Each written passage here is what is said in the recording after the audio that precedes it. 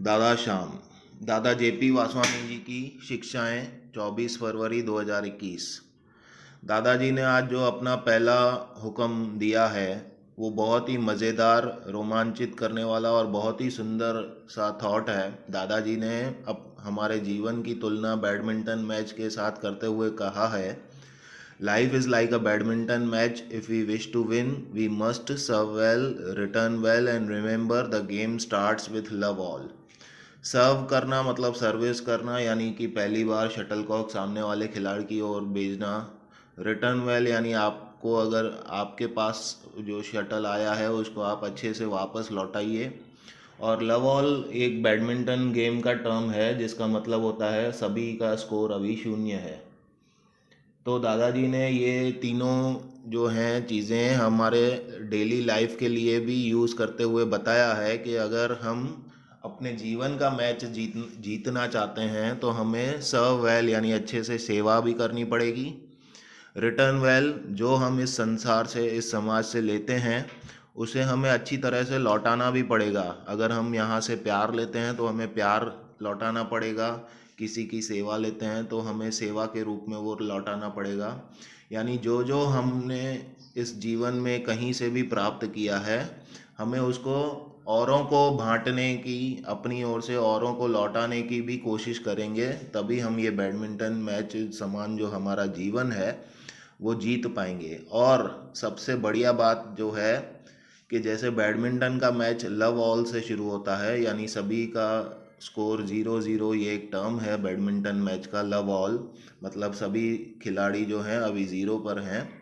तो जीवन भी यही है, इन्हीं शब्दों से शुरू होता है, यानी कि हम असली मायने में जीना तभी सीखते हैं जब हम लव ऑल कर पाते हैं, यानी कि हम सबको प्रेम की नज़रों से देख पाते हैं, सब में अपने जो है मित्रता भाव सबके साथ अपना मित्रता भाव रखते हैं, किसी के साथ वैर विरोध में नहीं रहते हैं, तब जाकर हम असली जीवन जीने का जो है मज़ा ले पाते हैं। और सही मायने में दादाजी तो यही कहते हैं कि जब जैसे बैडमिंटन का मैच लव ऑल से स्टार्ट होता है तो असली जीवन जीना भी तभी हम शुरू कर पाएंगे जब हम लव ऑल करेंगे, यानी कि सबके साथ प्रेम से रहना सीखेंगे।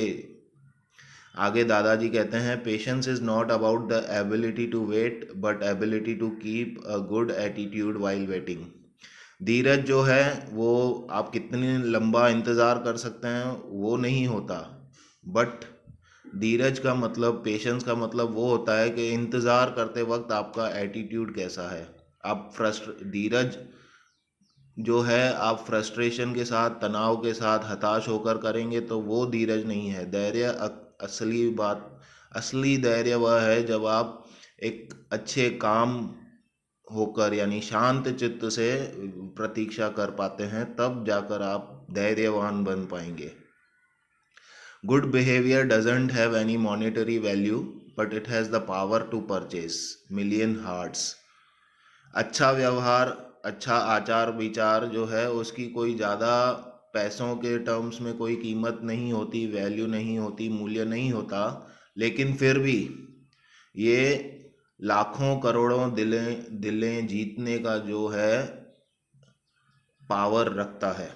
यानी भले ही आपको लगे कि अच्छा व्यवहार करने का कोई ज़्यादा मूल्य नहीं है, लेकिन बिना अच्छे व्यवहार के आप लोगों का दिल नहीं जीत पाओगे। Success is often the result of taking a miss step in the right direction.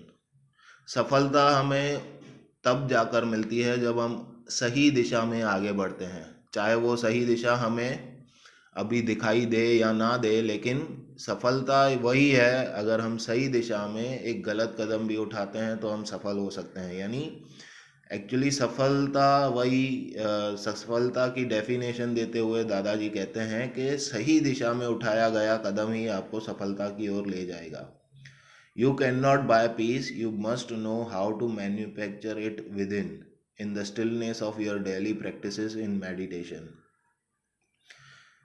शांति जो है आप बाजार से जाकर खरीद नहीं सकते, कहीं से कहीं बिकती नहीं है शांति। हमें शांति को उत्पन्न करने सीखना पड़ेगा अपने अंदर। You must know how to manufacture it within. हमें अपने अंदर से ही शांति को उत्पन्न करना पड़ेगा। और ये कैसे हो पाएगा? इन the stillness of your daily practices in meditation sorry. जो हम रोज़ाना ध्यान की क्रियाएं करेंगे, उसमें धीरे धीरे आगे बढ़ते रहेंगे, अपने जो शांत चित्त भाव को ऑब्जर्व करते रहेंगे। स्टिलनेस, एक स्थायी भाव को जब हम अपने जीवन में लाएंगे, तब हम जो है पीस को अपने अंदर उत्पन्न करना सीख पाएंगे। और यही एक तरीका है शांति को प्राप्त करने का, क्योंकि शांति कहीं बाजार में बिकती नहीं है जिसे हम पैसे देकर खरीद पाएं। दादाजी आगे कहते हैं कि कुछ ख्वाहिशों का अधूरा रहना ही ठीक है, जिंदगी जीने की चाहत तो बनी रहती है।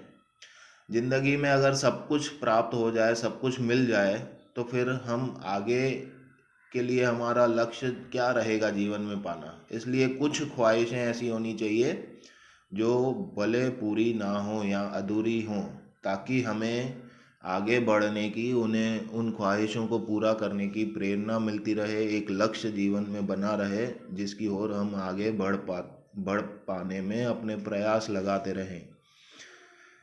दादा श्याम।